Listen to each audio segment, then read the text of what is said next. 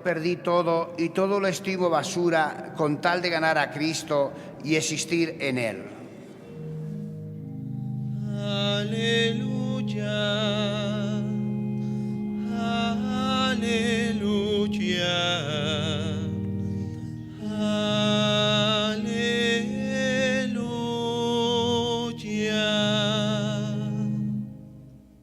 El Señor esté con ustedes. Y con tu espíritu. Lectura del Santo Evangelio según San Lucas. Gloria a ti, Señor. En aquel tiempo dijo Jesús a sus discípulos: He venido a prender fuego en el mundo y ojalá estuviera ya ardiendo. Tengo que pasar por un bautismo y qué angustia hasta que se cumpla. ¿Pensáis que he venido a traer al mundo paz? No, sino división. En adelante una familia de 5 estará dividida, 3 contra 2 y 2 contra 3. Estarán divididos el padre contra el hijo y el hijo contra el padre, la madre contra la hija y la hija contra la madre, la suegra contra la nuera y la nuera contra la suegra. Palabra del Señor. Gloria a ti, Señor Jesús. Amados hermanos en nuestro Señor Jesucristo y María Santísima nuestra Madre, Jesús advierte y exige, advierte que aquel que le busca de todo corazón va a encontrar toda clase de adversidades, de contradicciones, de persecuciones, de incomprensiones. Todo eso y más lo engloba bajo esta frase: prender fuego en el mundo. Y ojalá estuviera ya ardiendo, y ojalá fueran muchos y ya los que siguieran al Señor de todo corazón. El Evangelio no es algo que deja indiferente a los hombres. El Evangelio es algo que compromete toda la vida. El Evangelio hace que la persona que quiere vivirlo, nada más que el hecho de ponerse ya a seguir plenamente el Evangelio, va a encontrar enemistades. Ya la persona empieza a tener dentro de sí una contradicción: la tentación, las pasiones, las inclinaciones, vicios, defectos, tentaciones que le combaten interiormente, y ya empieza a vivir este fuego ardiente de la lucha interior. Si quiere seguir al Señor, no puede darse placeres y comodidades, entregarse a toda clase de bienestar humano, material, simplemente porque sea bueno. Tiene que saber tomar decisiones. El Señor nos pide que hagamos oración, y eso va a luchar contra la comodidad. Hay momentos que el hacer la oración nos va a traer las amistades, la familia y demás quieren que yo haga otra cosa, y yo siento interiormente el fuego que tengo que estar con Dios, tengo que hacer oración, necesito la oración para poder crecer espiritualmente, mantenerme como un alimento del alma. Y si no hago oración, me siento que me seco, que me muero, que me enfrío. Necesito hacer oración sea como sea. Y entonces voy a encontrar. Por eso Jesús nos dice: ¿pensáis que he venido a traer al mundo paz? No hay paz con el mundo. Los enemigos del alma no es que si yo obro bien me dejan en paz. El mundo, lo que pasa es que a veces el mundo no terminamos de identificarlo. La mentalidad mundana, esa del vivir bien, esa del gozar de todo, esa del pasarlo bien y tener todo según las inclinaciones, el capricho, los deseos y pasiones y el goce de cosas buenas. No estamos diciendo, también el mundo nos pone el goce de cosas malas, ¿no? Empieza por lo bueno, nos lleva a lo malo. Pero cuando esa mentalidad del mundo está en los que nos rodean, por eso Jesús no he venido a traer paz, no, sino división. Una familia de 5 estará dividida, 3 contra 2 y 2 contra 3. Eso lo vemos inmediatamente, los padres contra los hijos. ¿Qué lucha, verdad, con los hijos? Tienes que ir a misa, tienes que hacer esto, no sigue los mandamientos, no hagas aquello. Entonces, unos padres que aman a sus hijos no pueden vivir en paz. En esa paz de decir, todo marcha, somos felices y no hay contradicciones, porque el hijo empieza a experimentar tentaciones y los padres que quieren ayudar a sus hijos a que vivan según Dios, ya le están diciendo, tienes que ir a misa, tienes que confesarte, tienes que recibir los sacramentos, cásate por la iglesia, y está ahí detrás pinchando, y el otro, déjame, yo ahora no quiero, es que tengo que hacer otras cosas, y está en esa lucha. Eso es lo que el Señor nos advierte que vamos a encontrar. Pero también nos exige, porque si tú quieres de verdad estar con Dios, te vas a encontrar en estas situaciones que te exigen o Dios o la familia, o Dios o el mundo, o Dios, y entonces vas a ver que en ciertos trabajos te exigen que tienes que mentir y ya te encuentras en una lucha interior. Si digo que no, me echan del trabajo. Y si miento, entonces traiciono a Dios. El Señor te dice, tienes que tomar partido por Dios. Ponte del lado de Dios definitivamente, enteramente. Y ahí ya viene el fuego interior. Y Dios no cede, ¿eh? Y Dios nos dice, bueno, para ti en estas circunstancias, dado que tienes que alimentar a tu familia, dado que te permito que mientas. Eso no lo permite Dios a nadie. Y entonces te ves delante de Dios, ¿y si me echan del trabajo? Y Dios te dice, elige a Dios, sé valiente, no puedes vivir en el pecado.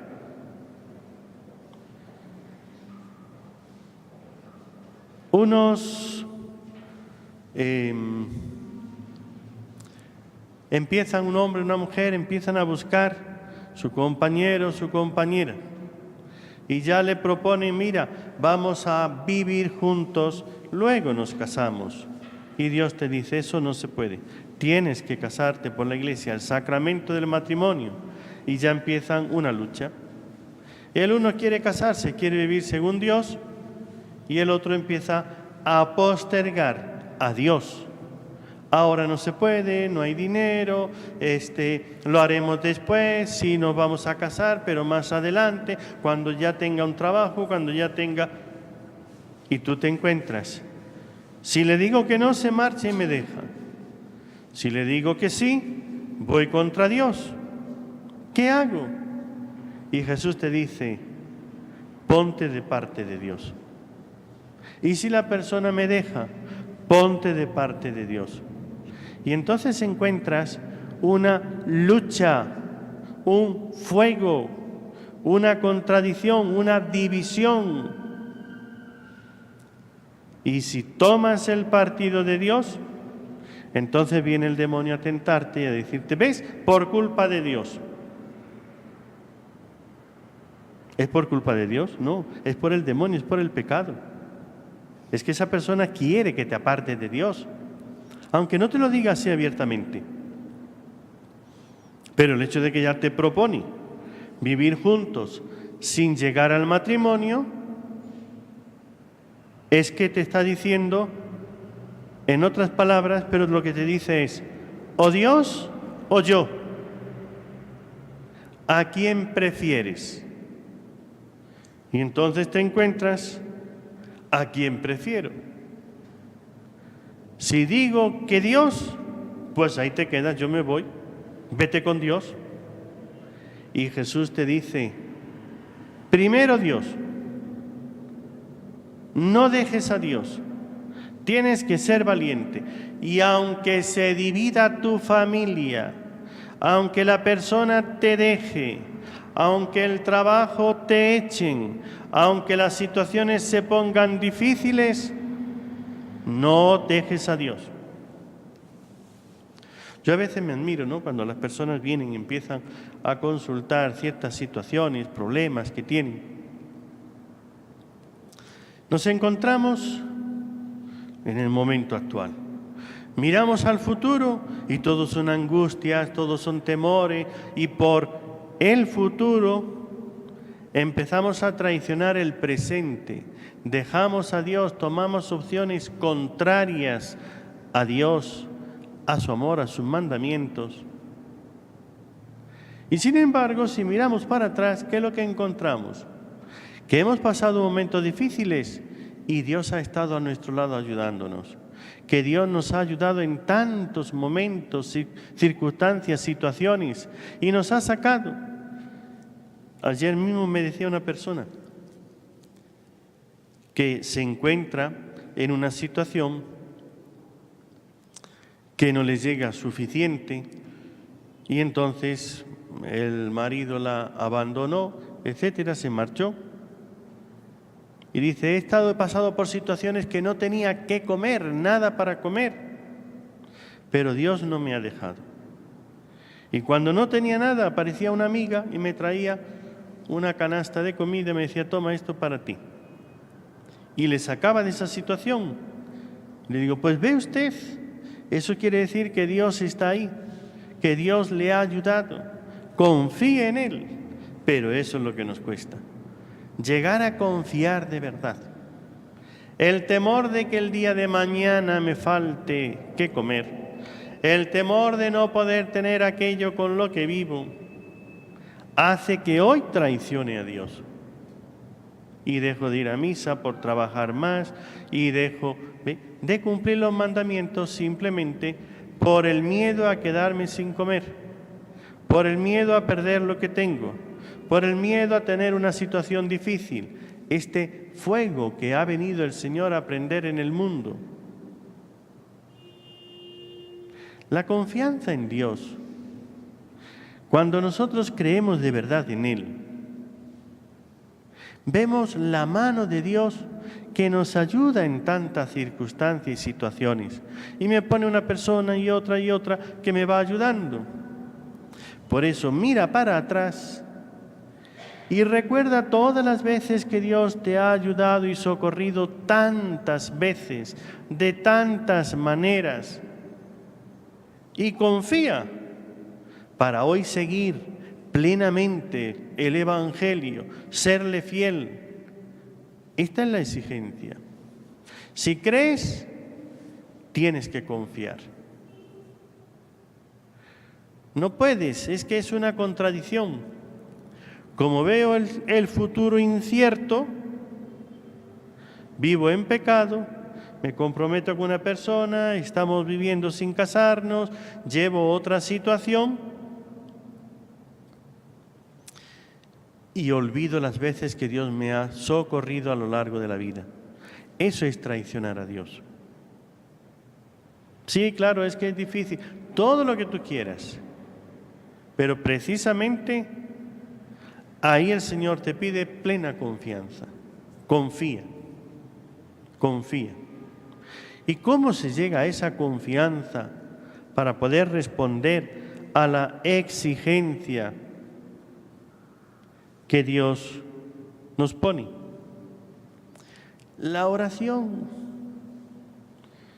Hay un salmo que nos dice: no olvidéis las acciones del Señor. Esa oración donde contemplas todos los milagros que Dios ha hecho. Esa oración donde contemplas todas las intervenciones de Dios a lo largo de tu vida. Esa oración donde contemplas la bondad y misericordia de su corazón, de su sagrado corazón. Esa oración donde contemplas el poder y la bondad de la Santísima Virgen María, nuestra Madre. Y entonces cuando uno se ve en las manos de Dios, mirado, bajo la mirada, la protección y el amor de la Virgen, nuestra Madre, entonces es cuando uno puede confiar en los momentos difíciles. Y cuando tú te apoyas con confianza, pero sin angustia, sin desesperación. Confiar es confiar, no es angustiarse. Si te angustias es porque no confías.